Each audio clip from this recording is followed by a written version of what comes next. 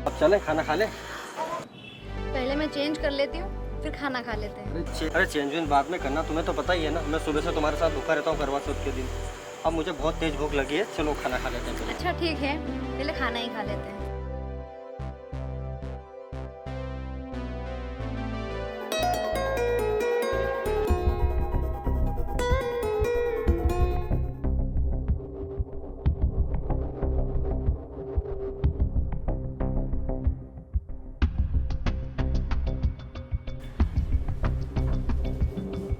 Sumit,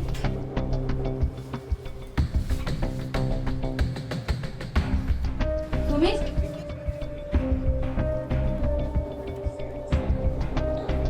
Sumit,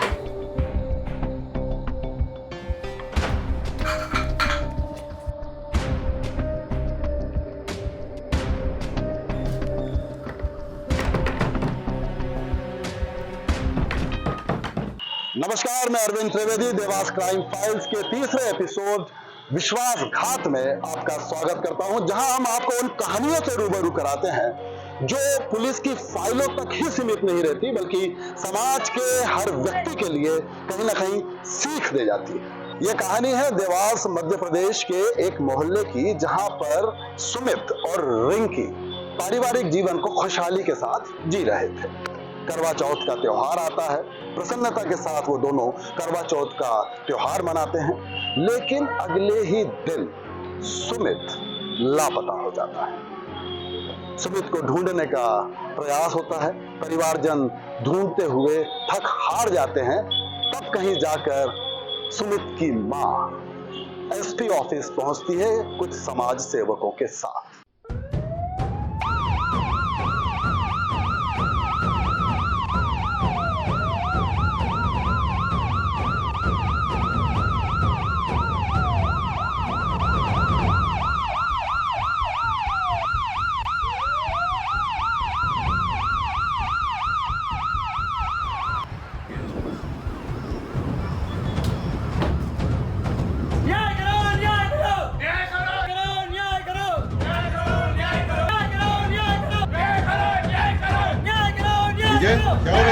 sir, ये जो महिला आई है उसके बेटे का गुमशुदगी का केस है।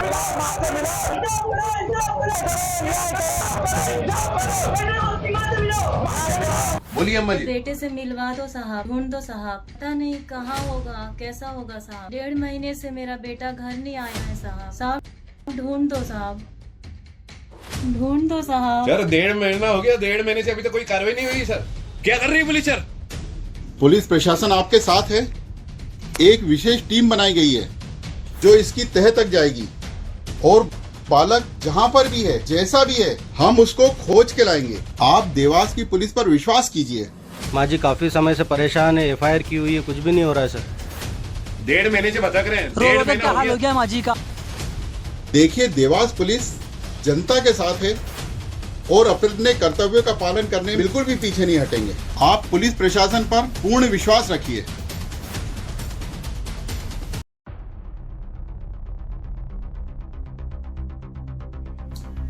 विजय, क्या केस है ये? इसका इन्वेस्टिगेशन कहां तक पहुंचा? सर ये जो महिला है इसका बेटा है सुमित।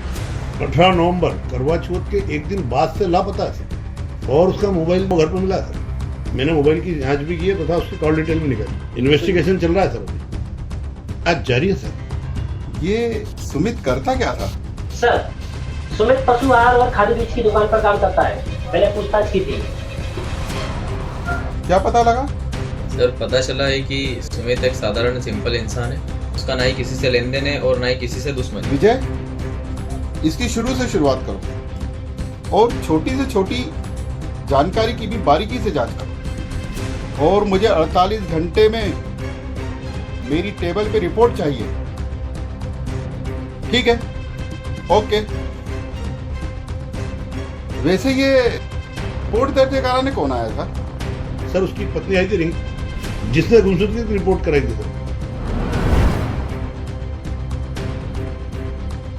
सर मुझे कुछ समझ में नहीं आ रहा है, कल से मेरे पति गायब हैं, कल से ही नहीं मिल रहे हैं। कोई झगड़ा वगैरह हुआ था? नहीं सर, कोई झगड़ा वगड़ा नहीं हुआ। कल ही हमने करवा चौथ के पर्व पर साथ ही में पूजा की और साथ में खाना खाया और सो गए। सुबह जब मैं उठी तो वो घर पर नहीं थे और उनका फ़ोन भी घर पर ही मिला। दरवाज़ा भी बाहर ही से बंद था सर, से बंद है। फोन लेके आई हो? नहीं सर, फ़ोन घर पर ही है।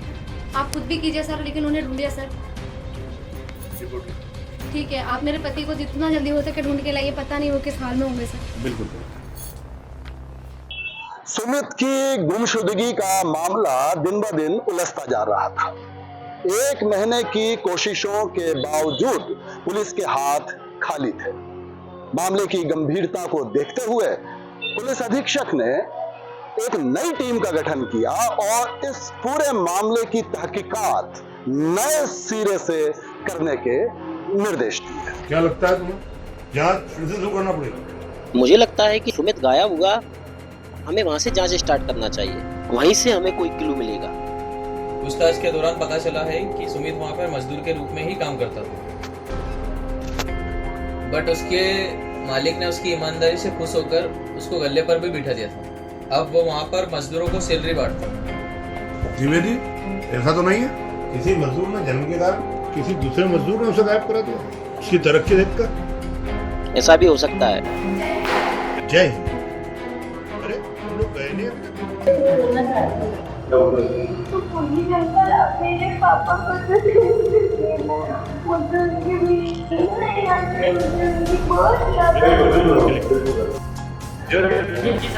साहब ने बोला है कि 48 घंटे में किसी भी हालत में पूरा अपने को उसकी जांच करना, लेकिन 24 घंटे के अंदर अपने को पूरा पता करो और किसके साथ बैठता था, कहाँ जाता था, क्या काम करता था, कौन मजदूर से आप पड़ोस में जहाँ भी उसका बैठना उठना होता है पूरी जानकारी निकालो, पूरा तुरंत काम करते हो। जी सर।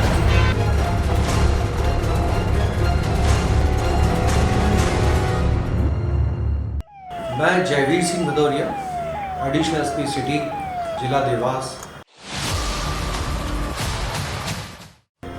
एक महत्वपूर्ण घटनाक्रम जो सन 2018 अक्टूबर माह का है, जिसमें कि उनकी पत्नी थाने पे आकर गुमशुदगी दर्ज कराती हैं। उनके पति 27 तारीख को सुबह से मोबाइल घर पर छोड़कर कहीं चले गए। पुलिस उनकी गुमशुदगी दर्ज करती है, उसका इन्वेस्टिगेशन स्टार्ट होती है। अक्टूबर का महीना रहता है, नवंबर का महीना बीतता है, पुलिस को कोई सुराग हाथ नहीं लगता। इन्वेस्टिगेशन में कुछ क्लूज आते हैं। सुनील की माता से कुछ एक टिप्स मिलती है, जिसकी बिना पर वो पुनः सुनील की पत्नी पिंकी से पूछताछ करते हैं। शर्मा, द्विवेदी, चेक करो सर, चेक करो।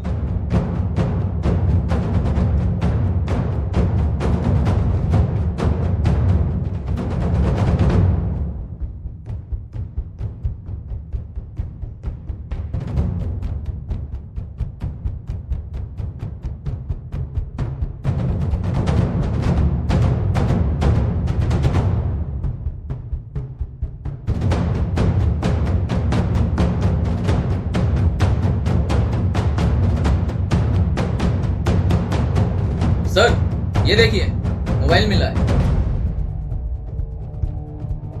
पर ये तो बंद है। किसका मोबाइल है ये? सर मुझे नहीं पता ये किसका मोबाइल है। मुझे नहीं पता ये कहाँ से आया। क्या लगता है द्विवेदी, सुमित कहाँ गायब हुआ होगा? मुझे तो लगता है कि सुमित अपनी मर्जी से ही कहीं चला गया है, कि पड़ोसियों से भी कोई झगड़ा नहीं है। तो फिर पड़ोसी ने पूछताछ में क्या बताया? सर, पड़ोसी से पूछताछ से पता चला है कि उसके घर वालों के आस पड़ोस वालों से ज़्यादा बातचीत तो नहीं है। पूछताछ के दौरान एक नई खबर ये पता चली है कि उसका एक पड़ोसी है अकरम, जो कि उसके घर पर आता जाता रहता। जय हिंद सर। बहुत बेस्ट ऑफिसर।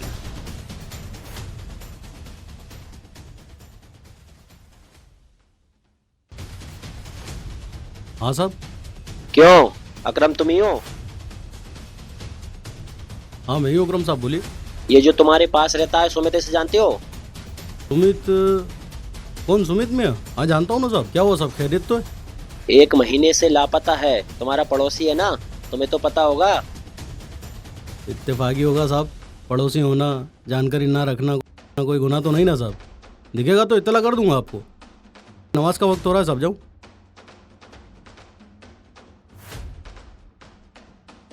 क्या लगता है?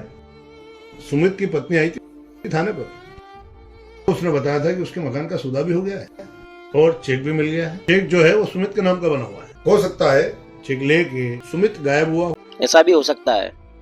उस बिंदु पर भी जांच करो। कुछ भी समझ में नहीं आ रहा है कि क्या है। मामला बड़ा पेचीदा हो रहा है। जी सर, मामला तो बड़ा पेचीदा है। कुछ समझ में नहीं आ रहा है। सुमित गया कहाँ? चलो देखते हैं। पुलिस ने सुमित से जुड़े हुए हर व्यक्ति से पूछताछ की। हर छोटी से छोटी जानकारी को भी गंभीरता से लिया। पुलिस एक ऐसी लिंक की तलाश में थी जिसके चलते इस मामले की तह तक पहुंचा जा सके। पुलिस को गहरी छानबीन के बाद एक लिंक मिलती है, पर क्या यह लिंक सुमित के मामले को हल करेगी या इस मामले को और ज्यादा पेचीदा कर देगी? आइए देखते हैं।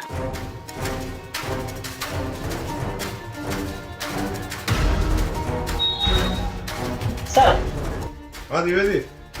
सर, सुमित के पास से जो मोबाइल मिला था ये उसकी कॉल डिटेल है। सर, इस कॉल डिटेल से हमें पता चला है कि एक नंबर पर करीब 30 से 40 मिनट तक रोज बात होती थी। अभी भी उस पर बात हो रही है? जी सर, हमारे पहुंचने से पहले इसी नंबर पर करीब 1 घंटे बात हुई। Yes sir. किसका नंबर है? सर, ये नंबर है सुमित के पड़ोसी अकरम का। इसका ये मतलब है जो सुमित है उसकी पत्नी और अकरम की बात होती है। किस साल हो गया? उठा लाओ दोनों सालों को। Rinki madam, Rinki madam. क्या हुआ सर? चलो अब हम बताते हैं पुलिस की पावर आपको। मैडम चलिए। अरे कहाँ ले जा रहे हो? सर, रिंकी को तो उठा लिया है, लेकिन वो अकरम पता नहीं साला कहाँ छुप के बैठा है। बहुत ढूंढा लेकिन अभी तक उसका पता नहीं चल रहा। मैंने अपने हर कपड़े को इत्तला किया लेकिन उसका पता नहीं चल रहा सर। द्विवेदी, शर्मा को फोन लगा। शर्मा का नेटवर्क बड़ा तेज है, उसके बाद बहुत सारे खबरें। वो कहाँ से भी पकड़ लेगा। ऐसे लोगों को पकड़ने में उसे महारत हासिल है। Yes sir. क्योंकि उसने पहले भी मेरे साथ कई बार काम किया है। लेकिन एक बात तो है सर, शर्मा सर के साथ काम करने में मजा बहुत है। उसके साथ काम करने में, छानबीन करने में बड़ा मजा है। बात भी अलग है, हर टाइम एक तो होता है। Yes sir.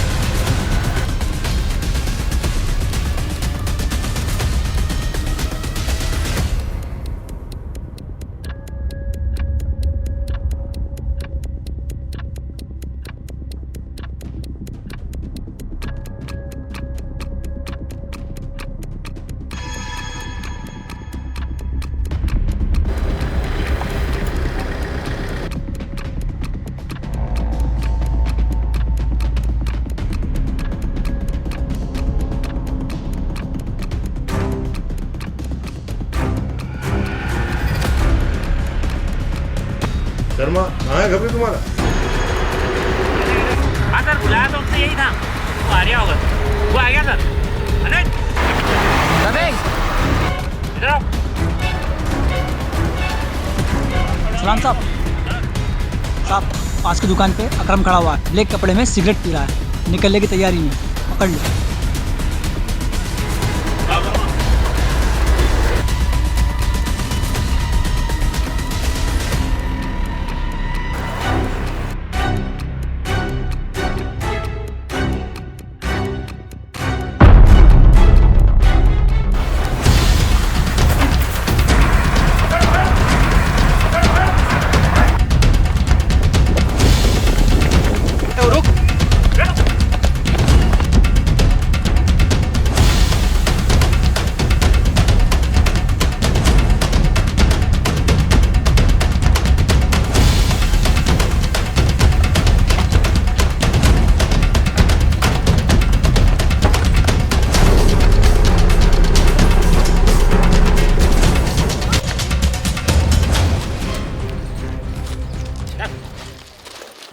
पूछताछ करने के दौरान पुलिस को शंका होती है।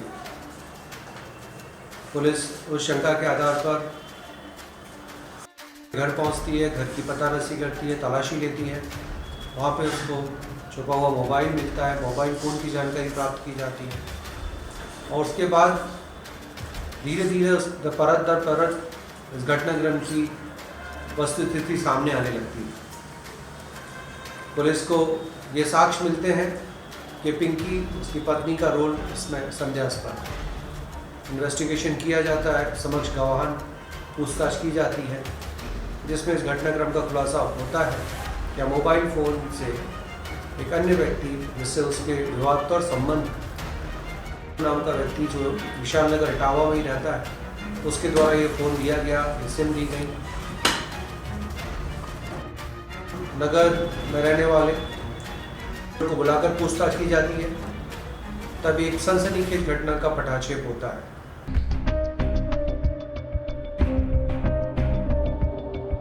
डर के भागा क्यों था अकरम? पुलिस से डर के क्यों भागा था? क्या साहब, पुलिस से कौन नहीं डरता साहब? और ये लोग भी मेरे पीछे भागे तो मैं भी डर के भागा साहब। क्या चल रहा है साहब, मुझे तो कुछ समझ ही नहीं आ रहा है। ये लोग क्यों लेके आए हैं सर मुझे? मैंने तो कुछ किया ही नहीं। और ये कौन है सर? मैं तो जानता ही नहीं हूँ उसको। हाँ, मैं भी नहीं जानती सर ये कौन है। अच्छा, आप तो जानते नहीं हो? शर्मा, ये क्या है? 30-40 बार बातें करती है। आपका पूरा डाटा है हमारे पास मैडम। कॉल डिटेल किससे बात करती हो? पूरी कॉल डिटेल है। क्या हमको बेटी समझती हो? साहब आप क्या बात कर रहे हैं साहब? मुझे तो कुछ भी नहीं समझ में आ रहा है साहब। सर मुझे भी कुछ समझ में नहीं आ रहा है कि आप क्या बोल रहे हैं। बेटा अकरम, यहाँ मुर्दे भी बोलते हैं। सब बता दे, तोते की तरह पूरी बातें बता दे, नहीं तो हमको बुलवाना अच्छे से आता है।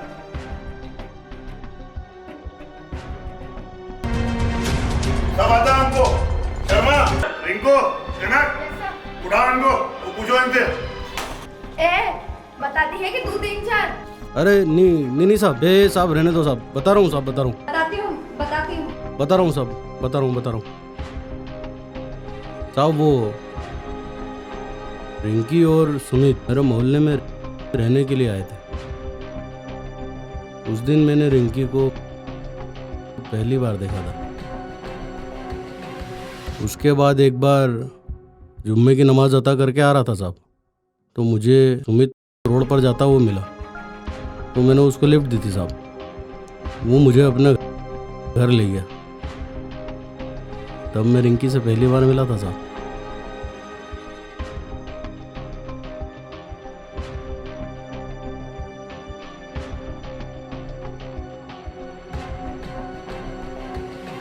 अरे क्या सुमित मियाँ, कहाँ जा रहे हो? कहीं छोड़ दूँ? अरे कुछ नहीं यार। अरे क्या मियाँ, भाई भी बोलते हो और मदद भी नहीं करने देते हो। चलो पड़ोसियों को मना नहीं करते, चलो आओ बैठो। कहाँ जा रहे थे पैदल पैदल? अरे कुछ नहीं यार, बस घर जा रहा था, गाड़ी खराब हो गई तो रास्ते में गाड़ी खराब हो गई तो पैदल जा रहा हूँ। और आप सुनाओ, आप कहाँ से आ रहे हो? कुछ नहीं यार, नमाज अता करने गया था। और घर पर सब ठीक? हाँ वैसे तो सब ठीक है, मैं अपनी बीवी के साथ यहीं रहता हूँ। और आपके अम्मी अब्बू? मेरी वाइफ की और उनकी थोड़ी कम बनती है, तो हमारा एक और घर है यहाँ। अरे कोई बात नहीं यार सुमित मियाँ, आजकल तो सब चलता है यार।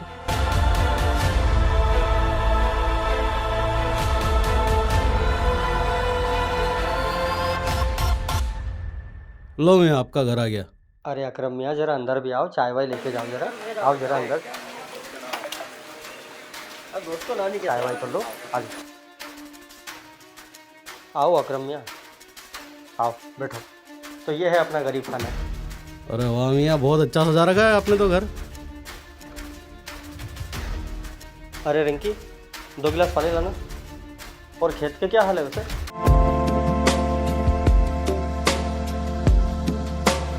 हाँ हेलो।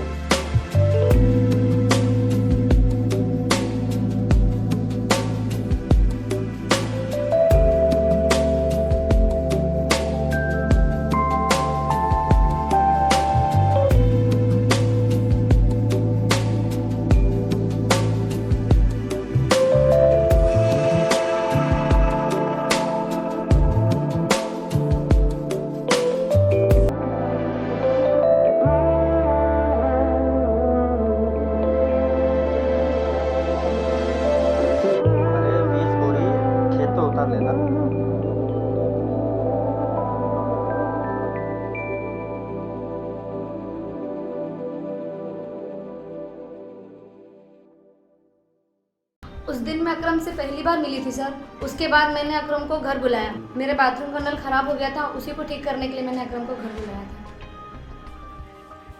आइए देखिए कितना पानी गिर रहा है, कि सुबह से परेशान हो रही हूँ। बाथरूम में पानी पानी हो गया है। बताइए, अभी ठीक करके देते हैं इसको। ये देखिए,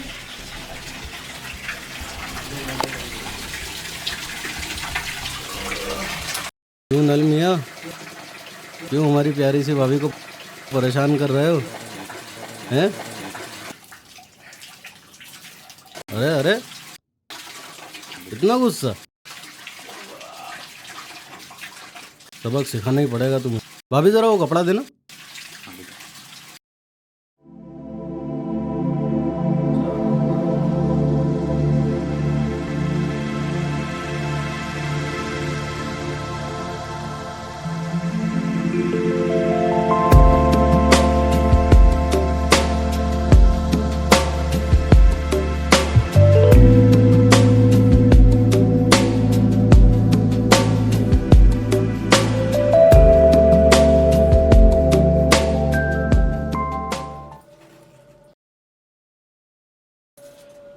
ये तो ठीक हो गया।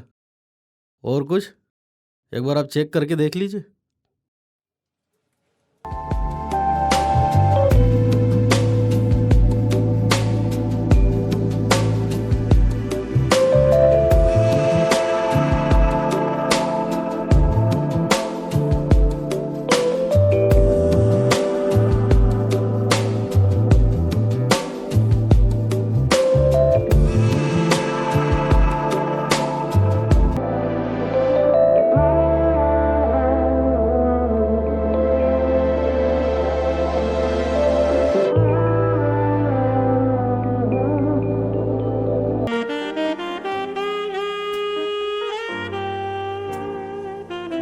वैसे ये जो आपके शोहर हैं, मतलब सुमित मियाँ, उनके आने जाने का टाइम क्या है? सुबह जल्दी चले जाते हैं और शाम को लेट आते हैं। और वो आपकी बेटी मुस्कान, वो उसकी दादी के पास है। कब तक आएगी? पता नहीं। इसका मतलब हम अपनी मोहब्बत से रोज मिलने आ सकते हैं। इतनी हिम्मत है?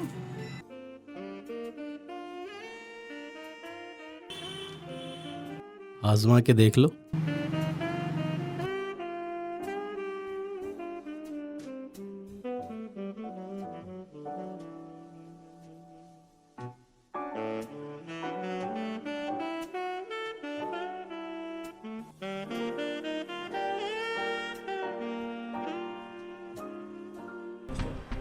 उसके बाद मैं पिंकी से मिलने जाया करता था साहब। जैसे ही सुमित घर से निकलता वैसे ही मैं उसका घर पहुंच जाता था साहब।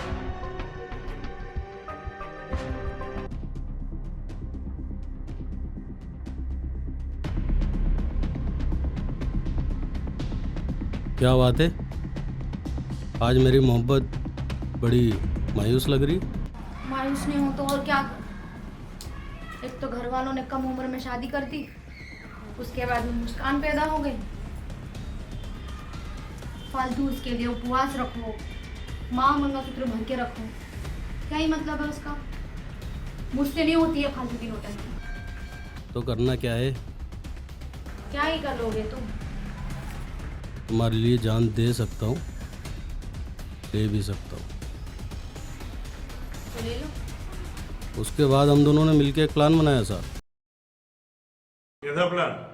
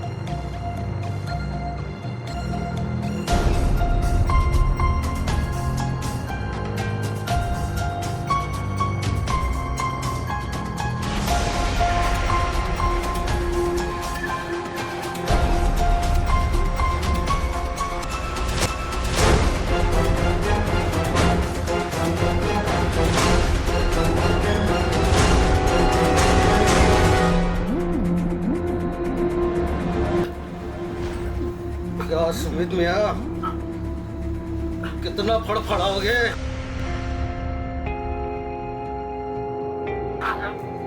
मर भी जाओ, हाँ? अपना इंतकाल कबूल करो।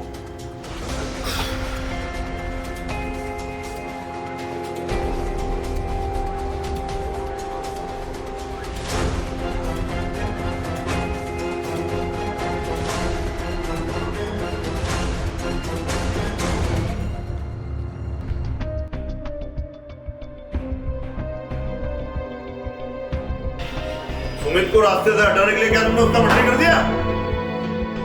तुमने ये भी नहीं सोचा कि उसकी एक बूढ़ी माँ और एक बच्ची है? प्यार करता था साहब रिंकी से, आदत से हो गई थी उसकी। क्या करता, मोहब्बत के बीच में आने वाले को तो खुदा भी माफ नहीं करता। सुमित हम दोनों के बीच में दीवार बन के खड़ा था साहब, मैंने साली दीवार ही गिरा डाली। सुमित की लाश का क्या कहना? साहब उसकी लाश को मैंने बोरे में भर के और अपनी बाइक पे रखा। कुछ ही दूरी पर मेरा खेत है साहब, वहाँ ले जाके गाड़ दिया।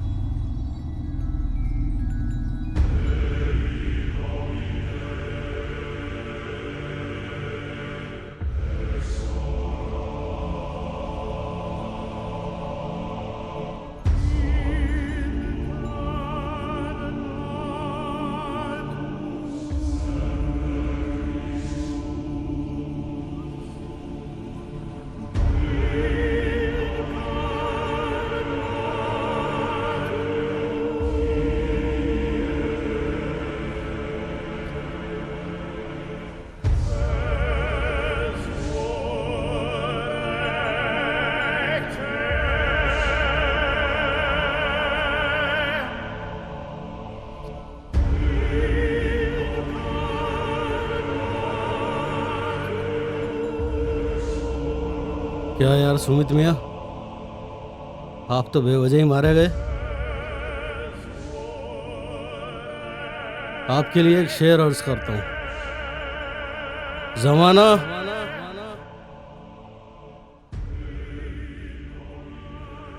शौक से सुन रहा था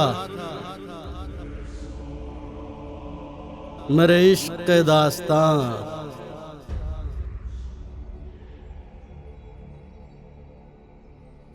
हम खुद ही सो गए दास्तां कहते कहते।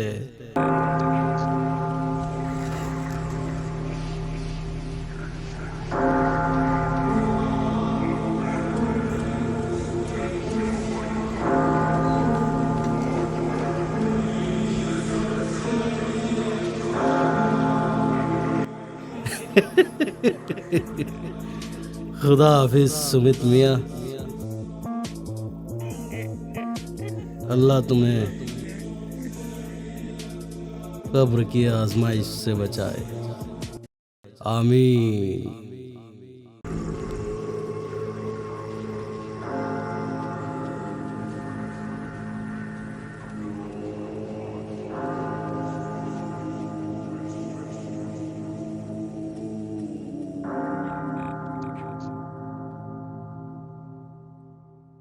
सच्चाई सामने आ चुकी थी। सुमित की हत्या रिंकी और उसके प्रेमी अकरम ने मिलकर की थी। करवा चौथ की उस रात जिस रिश्ते का ये पर्व मनाया जाता है, उनके विश्वासघात ने उन्हीं रिश्तों को काट डाला। उक्त मामला जो अपराध की घटना की तारीख है वह 28/10/2018 है।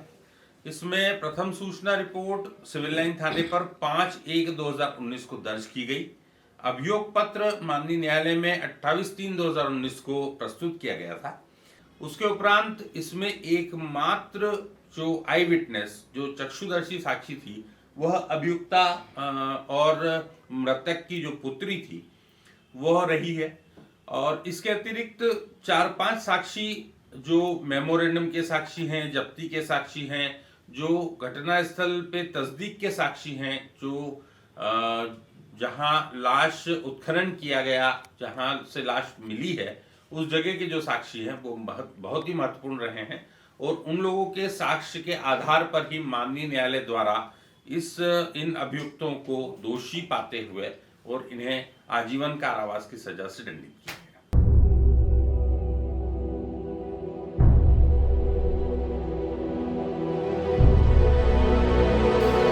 ठीक है।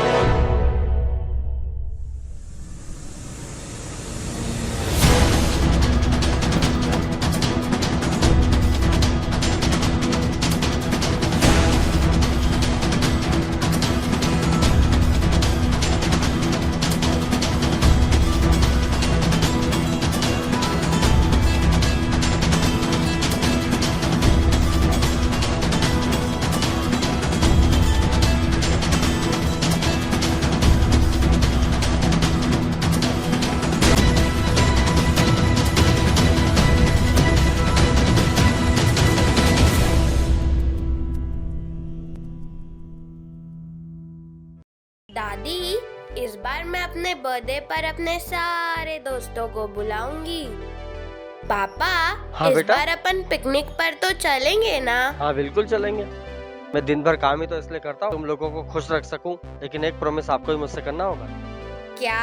कि जब आपके स्कूल शुरू हो जाएंगे तब आपको सिर्फ और सिर्फ पढ़ाई पे ध्यान देना होगा। हाँ पापा, मुझे पता है कि स्कूल जाना है, पढ़ाई करनी है और मैं बड़ी होकर सबसे बड़ी डॉक्टर बनूंगी।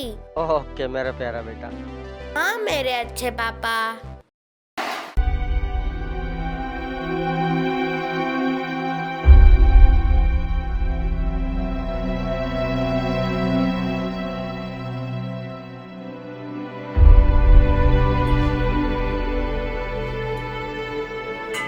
माँ, सुमित, सुमित, सुमित।